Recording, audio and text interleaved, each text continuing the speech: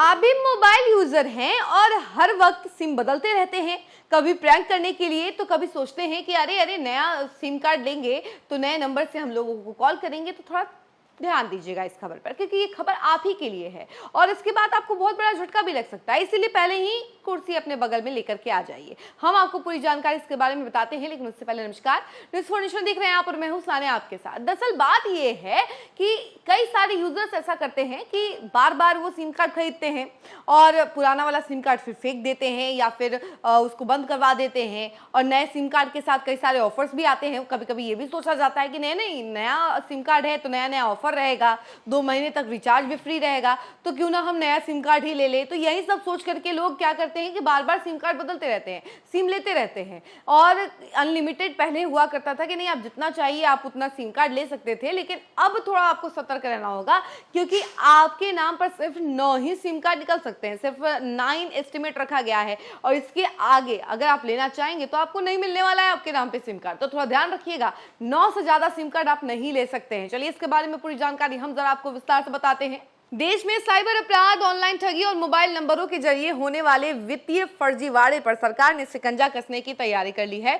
दूरसंचार विभाग यानी डीओटी ने मोबाइल कनेक्शन को लेकर एक बड़ा और सख्त फरमान जारी किया है। नए नियम के तहत अब किसी भी शख्स के नाम पर पहले से 9 मोबाइल कनेक्शन सक्रिय हैं तो उसे नया सिम कार्ड जारी नहीं किया जाएगा।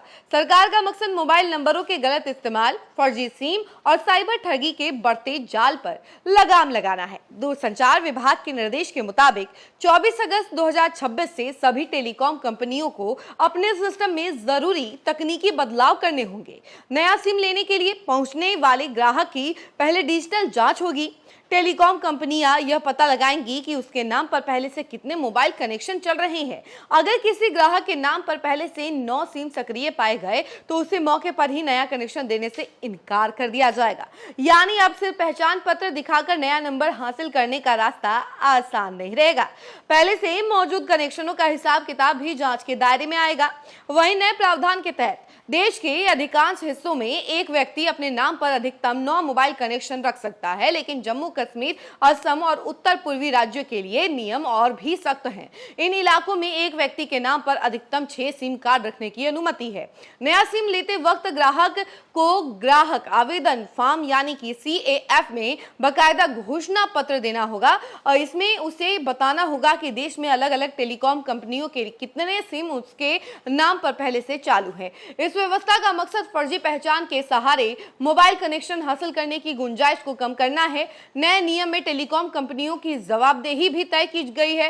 यदि किसी कंपनी की गलती से निर्धारित सीमा से ज्यादा मोबाइल कनेक्शन सक्रिय हो जाता है तो संबंधित अतिरिक्त सिम को 24 घंटे के भीतर निलंबित करना होगा। यानी कि नियम तोड़ने की स्थिति में कार्रवाई सिर्फ ग्राहक तक सीमित नहीं रहेगी। फर्जीवाड़े पर शिकंजा कसने के लिए सरकार डिजिटल इंटेलिजेंस प्लेटफॉर्म यानी कि DIP का भी इस्तेमाल करेगी।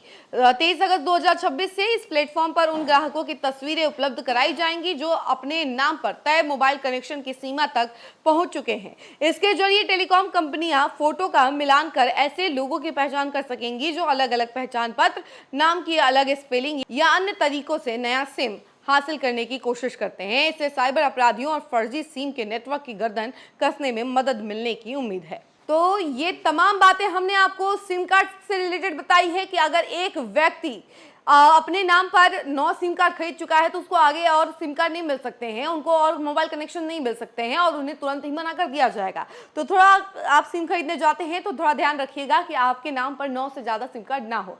फिलहाल इस खबर में इतना ही। ऐसी तमाम अपडेट के लिए जुड़े रहे हमसे और देखते रहे न्यूज़ फॉर। धन्यवाद।